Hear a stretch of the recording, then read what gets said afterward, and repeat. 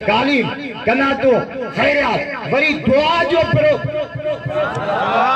मां मीर साहब जे तडे के मान दिया बिठाई तो जे तडे ही बन जे तने जे के खिली खीगा सुभान अल्लाह मोजो ता जो एड़ो इस्तकबाल कयो थई रेंजर पंप ते खुदा करे मुके निंद्र अचे रुगो मुल्लन जी मार्केट मीर अब्दुल फता वधाई जरी अल्लाह हिन जो भी इज्जत हमें बरकत दे खुदा उन्हें नवाब शाह पुलिस जो भी एसपी जो मानू भी मीर अब्दुल फता से गड जो फोटो कटा या इज्जत आ सब तो सुबह बेटा तो जे तबे ही वरी जे तने जे के खिली खीकारन अरे पाए भाकुर भाई पिए जो वेझो विहारन नकी तड़पता मजी रुगो पानी ढोको प्यारन काटियो कुहाड़ा की नकी रुगो मोहब्बत सा ता मारन जेके सच्ची दिल सा सारन तिनके जायूं दिजन जी सुभान अल्लाह आहो अकबर अंदा या रसूल अल्लाह असा जे दीन में खूबी केड़ी आ बुध जा अमलुन कलील अजरुन कसीर हुजूर फरमायो कम थोरो मजूरी डबल कम थो पीमा जे चेहरे की ज़ियारत कर कबूल पिला हज जो सब असा जे छोरन के पी वणी न गाड़ी ते लिखियो तने अमड़ जी दुआ पिणे धाड़े लो आ बाबू तो गाबू है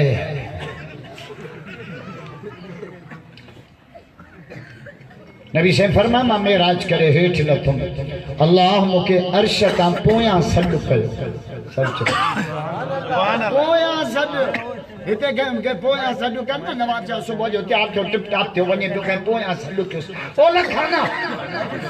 बस नवाब शाह नवी नो बूट लाते पोया छो सड क्यों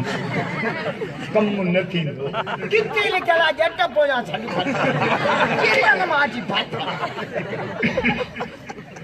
अल्लाह मेरा जवारी रात पांजे नबी के पोया सद करे न्यापो दिनो सब त चो सुबह सुभान अल्लाह न्यापे मोकण वारो अल्लाह खणी अचण वारो मोहम्मद रसूलुल्लाह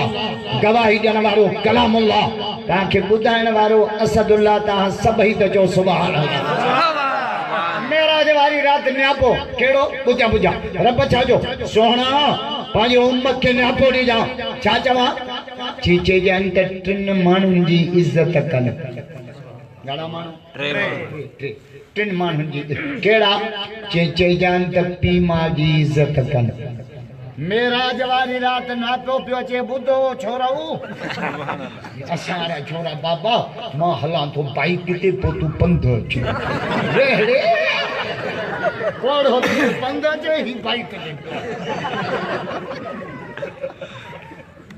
न सतायो पीमा के खुदा जो कसम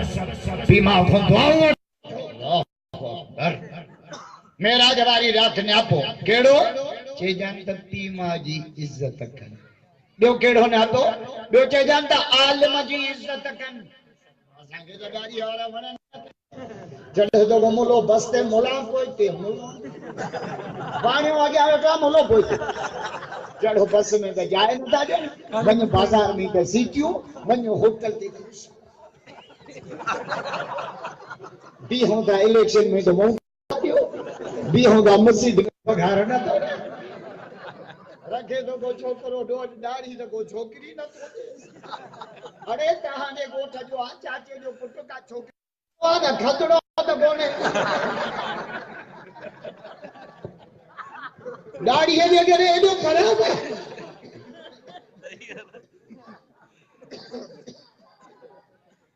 मेरा जवारी रात ने आपो चे जान त पीमा जी इज्जत कन राडिया न ताजो सुभान शाह मीर अब्दुल फता खुदा जो कसम जे आलम जी इज्जत कया डाडिया जो सुभान सुभान अल्लाह हुजूर तो फरमाए मन अकरम आलिमन अल्लाहु अकबर हदीस तो पढ़ा मन अकरम आलिमन फकद अकरमनी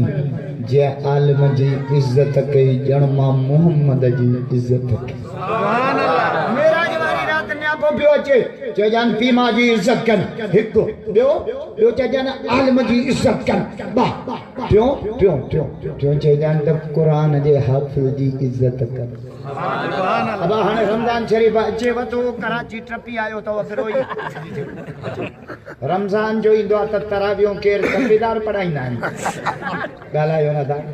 मास्टर पढ़ाईंदा आहिनि पुलिस वारा पढ़ाईंदा खुदा जो है हाफ़िज़ जन्नत जा